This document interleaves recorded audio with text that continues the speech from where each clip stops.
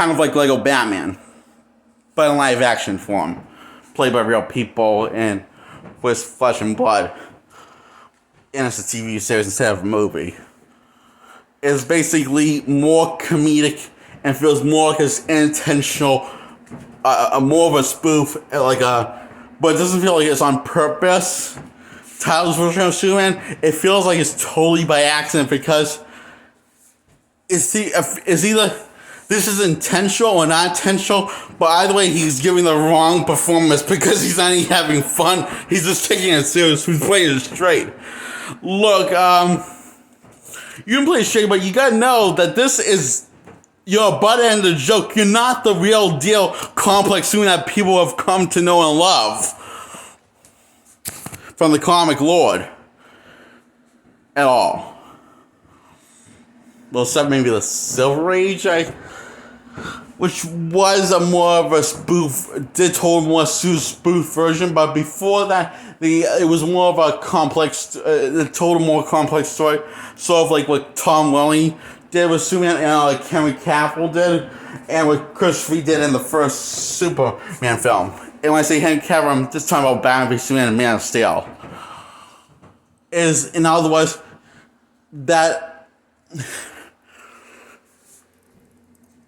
I want people to think Man of Steel is better than Superman the movie because I feel like Henry Cavill's Superman is still evolving into the class of Superman and still evolving out of his underdog shoes, out of that underdog comfort zone, and still gaining his confidence and becoming a more legit hero because he's supposed to originally there is supposed to be he's supposed to have a 5-movie arc starting with Man of Steel, continuous Batman v Superman, and it's going to continue with the Snyder Cut version of Justice League because the 2017 one is not connected at all.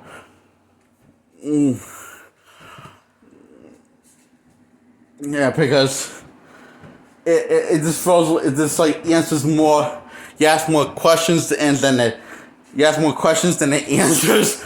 Especially when we basically had the Batman v Superman set up the future of the 3 Justice League film that was supposed to fulfill and give Superman his conclusion character arc, and which will involve him, and he will eventually take the final step of becoming the legend that he's destined to be from the comics, like he did in Smallville, and the final Justice movie, Justice League 3, which is the 5th chapter in the Superman story. Zack Snyder's Superman, played by Henry Cavill. So, I just gotta say,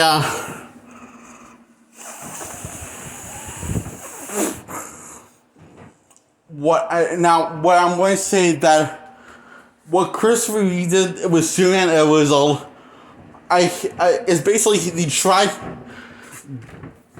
tried involving the character by deconstructing him, bringing him down to eye level, and seeing him involved from and a responsible kid to a responsible role model to the world. And I felt like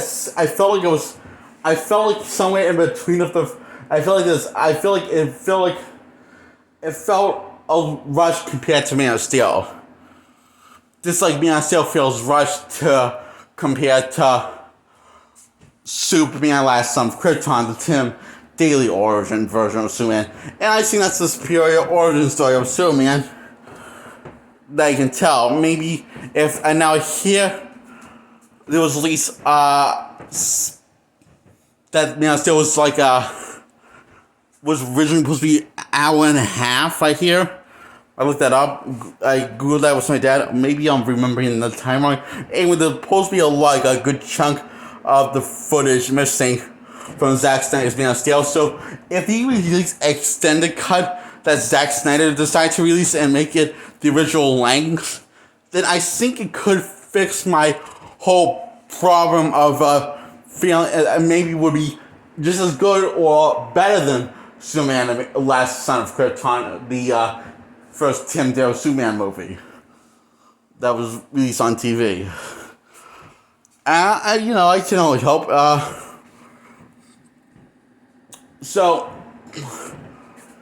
and, yeah, so,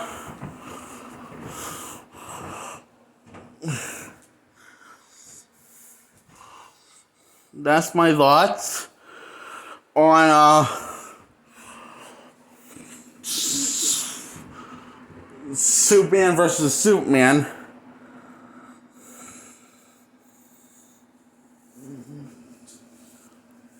Versus Superman versus Superman.